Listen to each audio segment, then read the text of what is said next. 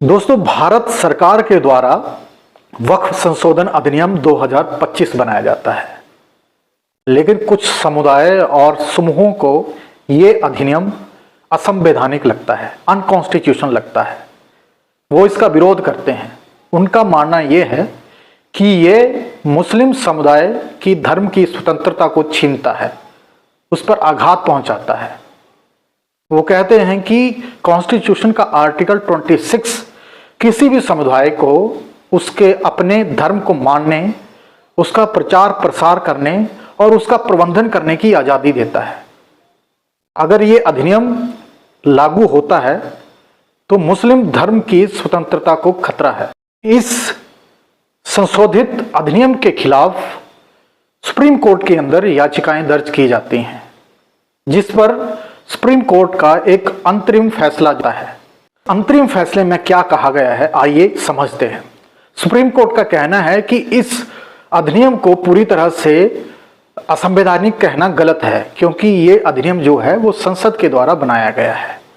इसके बाद धारा 3R जो कि कहती है कि कोई भी व्यक्ति अगर अपनी संपत्ति को वक्फ करना चाहता है तो उसको पहले 5 साल इस्लाम धर्म का पालन करना अनिवार्य है।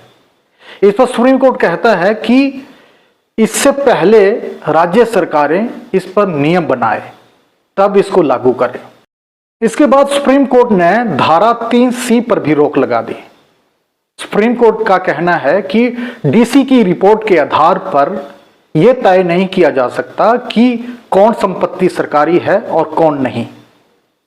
इसका अंतिम फैसला लेने का अधिकार सिर्फ वक्फ ट्रिब्यूनल के पास ही होगा। आगे इस फैसले में सुप्रीम कोर्ट के द्वारा स्टेट वक्फ बोर्ड के सदस्यों की संख्या को 11 सीमित कर दिया, जिसमें गैर मुस्लिम समुदाय के सदस्यों की संख्या 3 होगी। इसके साथ साथ स्टेट सेंट्रल वक्फ काउंसिल के सदस्यों की संख्या 22 सीमित कर दी, जिसमें जो गैर मुस्लिम समुदाय के सदस्यों की संख्या होगी वो अब 4 होगी। कोर्ट ने यह भी कहा कि स्टेट वक्फ बोर्ड में सीईओ के पद पर गैर मुस्लिम समुदाय के सदस्य नहीं हो सकते, उसमें सिर्फ मुस्लिम समुदाय के सदस्य का होना ही अनिवार्य है, क्योंकि ये मुस्लिम धर्म के महत्वपूर्ण निर्णयों के संबंध में हस्तक्षेप होगा।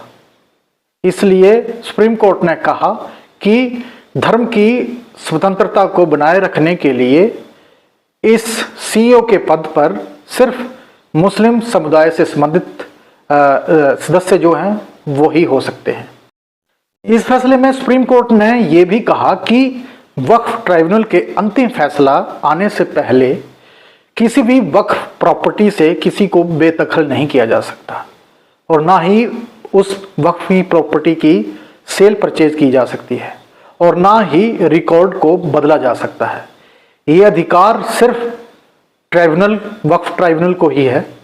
जब उसका फैसला आ जाएगा उसी के बाद ये चेंजेस किए जा सकते हैं। सुप्रीम कोर्ट ने यह भी कहा कि हर वक्फ के लिए रजिस्ट्रेशन करवाना अनिवार्य होगा, और वक्फ के ऊपर लिमिटेशन एक्ट जो है आगे से लागू होगा। इसके साथ साथ विभाजन के समय जो भी संपत्ति छोड़ी गई है उस पर वक्फ अब से नहीं की जा सकती। तो दोस्तों, ये थे सुप्रीम कोर्ट के इस अंतरिम फैसले के कुछ पहलू। अभी ये याचिका की सुनवाई सुप्रीम कोर्ट के अंदर चल रही है और देखते हैं अंतिम फैसला क्या आता है। तो दोस्तों, मुझे दीजिए इजाज़त और फिर मिलता हूँ एक नई वीडियो के साथ। धन्यवाद।